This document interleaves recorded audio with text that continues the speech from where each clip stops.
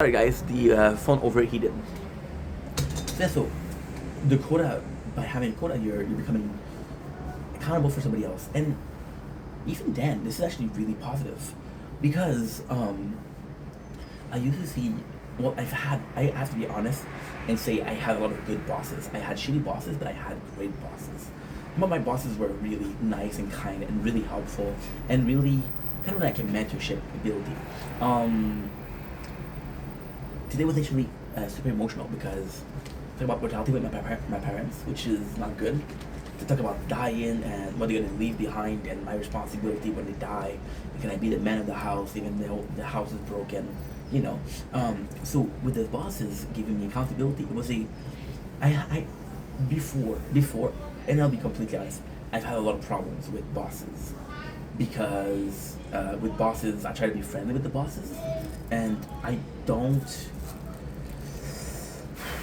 When I was younger, my father wanted me to okay. So in French, we have two things. We have tu and vous. Tu is the popular thing, and vous is respectful. So you're talking to a elder or somebody that's more powerful than you. So you say Mr. Officer. You don't say Yo Officer. You say Mr. Officer. Um, uh, Teacher, ma'am, Mister. You don't say Hey yo. You know, my father wanted to be like that. So with authority, it was actually really hard because my father was being loving, but then at the same time being authoritative. So at a very young age,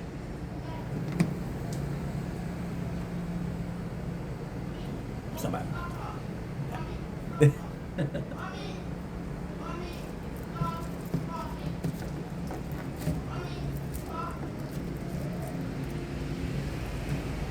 You see, you can feel insecure with that.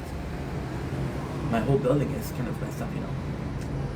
And yeah, this is kind of this with the neighbor. It's kind of what I'm saying with its pretin. Um, just a lot of little things that need attention. And because there's lot of little things that need attention, you give attention here, here, here, here, here, here, and like, oh my god, you know.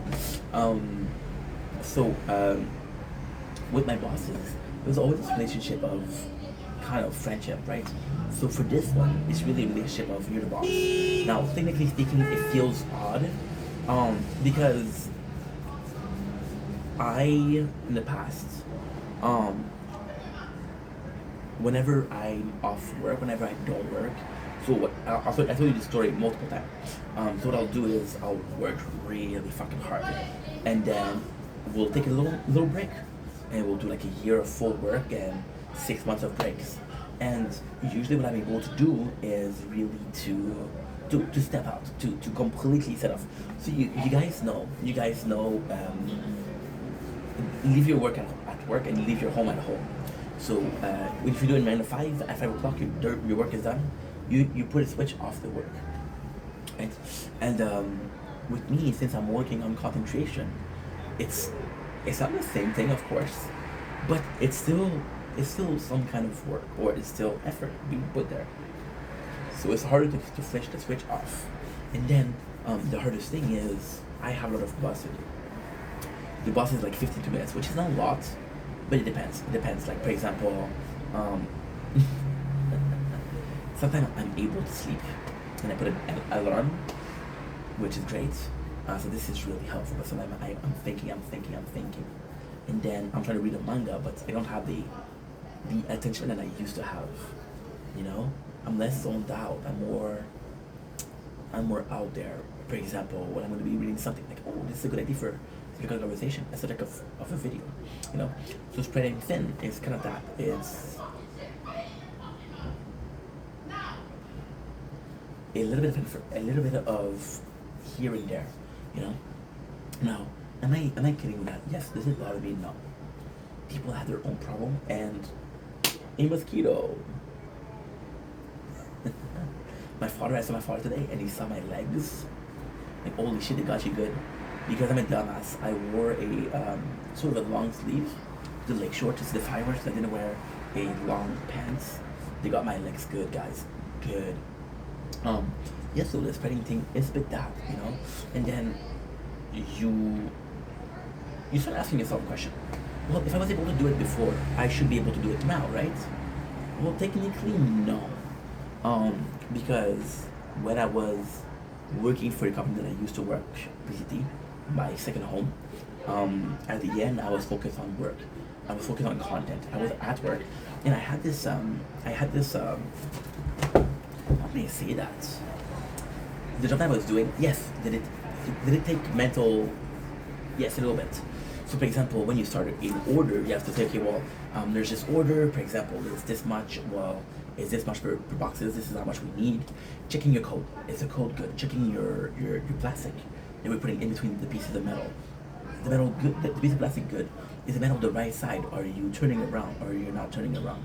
You know, it's a bit of preparation, but once your preparation is done, it's basically, and I love that. It was a lot of automatism or muscle memory. So you basically take a piece. You guys saw the work that I did. I did some come and work with me. You guys saw the work that I did.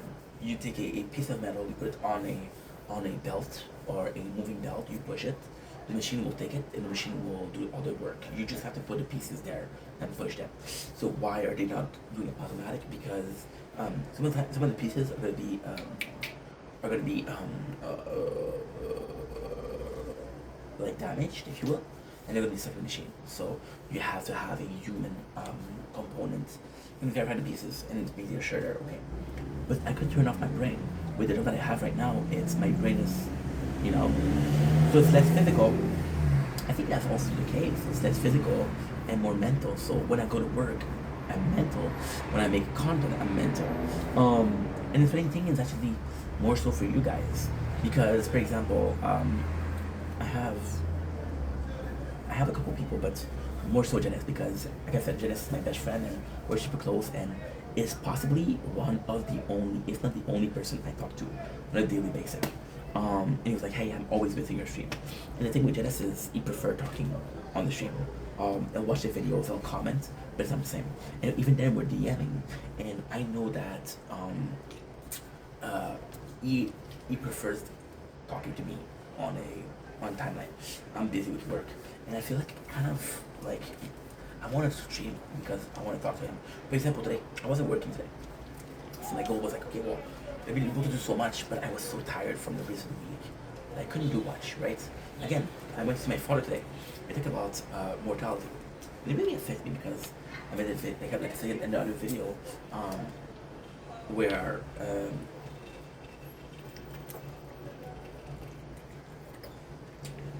my parents are getting up in age. They thought they could die anymore. And even then, I did a video where they talk about, oh, when they will be dead. And at first this morning I was kind of affected by it because I was like, well, you want to think about your parent dying, right? But then when you talk about death, they don't mean tomorrow. They mean like in 5 years and 10 years I'm gonna be dead. So when you're my age, when you're 22, when you're 30, when you're 25, you don't have this mentality of I'm gonna die tomorrow. But imagine if you knew that you didn't have a lot left. You make the most out of it, right? So yes, that's kind of important. My mom, she had a lot of health issues, blood work, or AC, I don't know you guys call it your stroke. Yeah. My father, a bit healthier, but my father's a bit healthier. He doesn't have problem, but then he's a lot more crap than my mom. His legs are not good anymore. You know, you see, and it sucks. It sucks because there's a bit of denial here for sure. It's my parents, and the first thing I'm not seeing weak people. I'm seeing people that are strong. I'm seeing people that are independent. I'm seeing people that I grew up with. Like I love these fucking people, you know. But then that's not how they feel. You see this guy, and there's always this image of this person, right? And they're always telling you, hey, I'm good. And they're not good. What if my parents were lying to me? What if my parents were not feeling perfect, but they had to pretend like they're feeling perfect because they didn't want me to work. With the agency, my work hasn't been, and it's been really rough. But at the same time, I think real friendship and I think real relationship endure struggles. So if you want to know if a friend is good, have a fight. Don't create a fight, but if there's a fight between you, a real friend will say, you know what, fuck it, it's not a big deal. when I was talking about spreading 10, I was talking about Janice and me. And it's not the guy. I fucking love Janice. I fucking love him. He's my best friend. The guy isn't asking me to go live. Say, oh, I miss you, go live. He knows I'm working. He's mature enough. Mature enough, but also compassionate enough. I think compassionate is a much better term. He's emotionally intelligent enough to say, you know what, this guy is tired, I'm gonna put pressure on him. Now, as a human being, as your friend, do I want to be that guy that you kind of have to take care of? No, I want to be able to take care of myself, and I want to be that guy to help you. But he understands, so he's not pushing me, but I feel guilty because I fucking love that guy, and I do miss him. And it's like this person, and this I'm gonna say I'm gonna sound like an asshole, but I don't mean to be an asshole. It's like this boyfriend or this girlfriend that always tell you, hey, I love you. And they're always telling you I love you, and it loses meaning, right? So for example, this person, you haven't been on a date with them in months. They're telling you a single day, I love you. Okay, well, you're gonna have to show me. So if I tell people like, hey, I miss you, but I don't do an effort to talk to them or to reach out, it's harder. I had Shao, again, one of my best friends, fucking love Shao. Shao and I, we had a lot of issue lately. And the funniest thing is, this is the opposite now. It's complete opposite. So Shao went to school, and he goes to he works. So at the time he's busy.